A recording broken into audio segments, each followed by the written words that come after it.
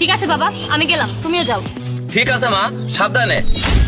তোমাকে আমি কতবার বোঝাবো বলো তো, যে এখানে এমন হাবভাব করবে না যাতে বোঝা যায় আমি তোমার মেয়ে। এখানে আমার একটা রেপুটেশন আছে, যদি এখানকার সবাই জানতে পারে যে আমি একজন অটোওয়ালার মেয়ে, তাহলে কি আমার কি ইমপ্রেশন থাকবে? তাড়াতাড়ি যাও এখান থেকে। ঠিক আছে ঠিক আছে।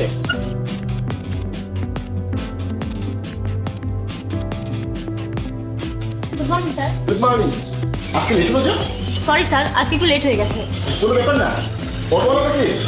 কেউ না স্যার, আমি এই অটোতে প্রতিদিন অফিসে আসি। ও আচ্ছা, ভিতরে যাও।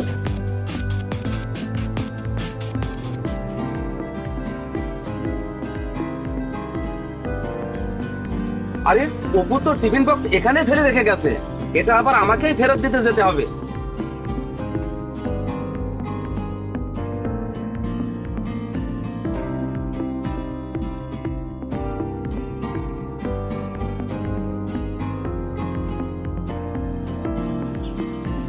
ভাই, আমার মেয়েকে একটু ডেকে দিবেন, এই টিফিন বক্সটা আপনাকে দিতে হবে।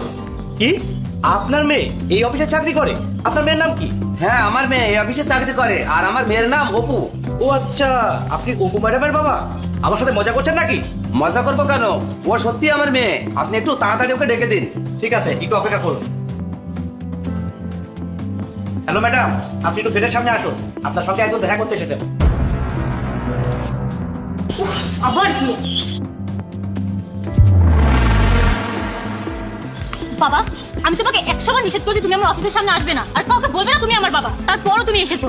আজকে তো সবার সামনে তুমি আমার মান সম্মান সবকিছু ধুলে মিশিয়ে দিলে। আর বলার লোক পাওনি, অফিসের দারোয়ানকে বলেছো, ও তো পুরো অফিসে ঢোল পিটিয়ে বেড়াবে। আমি তো আর কারোর সামনে মুখ দেখাতে পারবো না। মানুষকে একবার দুইবার তিনবার বোঝালো মানুষ বোঝে, আর তোমাকে আমি এতবার করে বলি তুমি তাও বোঝো না। আরে মা, আমার দোষ কোথায়? আমি তো তোর জন্য টিফিন এনেছিলাম। তোমার খাবার তুমি খাও, আজকে তোমার জন্য আমাদের অসম্মানটা হলো না, এটা আমি কখনোই ভুলবো না। এখন থেকে আমাকে সবসময় শুনতে হবে যে আমার বাবা একজন অটো ড্রাইভার। উফ, সবাই তো এখন আমাকে খোঁচা দিয়ে কথা বলবে। বাহ অপু, বাহ। এখন তোমার বাবার পরিচয় দিতে তোমার লজ্জা লাগছে? শুধুমাত্র সে একজন অটো ড্রাইভার বলে? আরে অপু, তোমার তো গর্ব করে বলা উচিত যে তোমার বাবা একজন অটো ড্রাইভার, কারণ তোমার এই বাবা এই অটো চালিয়ে তোমাকে এতটা শিক্ষিত করেছে, যার জন্য তুমি এত বড় একটা অফিসে চাকরি করছো। আরে অপু, তুমি কি একবারও এই কথাটা ভাবলে না যে ছোট থেকে তোমার বাবা এই অটো চালিয়েই তোমাকে এত বড় করেছে? আজকে তোমার এই বাবাকে বাবার পরিচয় দিতে লজ্জা লাগছে? তুমি তোমার বাবার দিকে একবার দেখো। তুমি কি বলতে পারবে তোমার বাবা এই জামাটা কবে কিনেছে?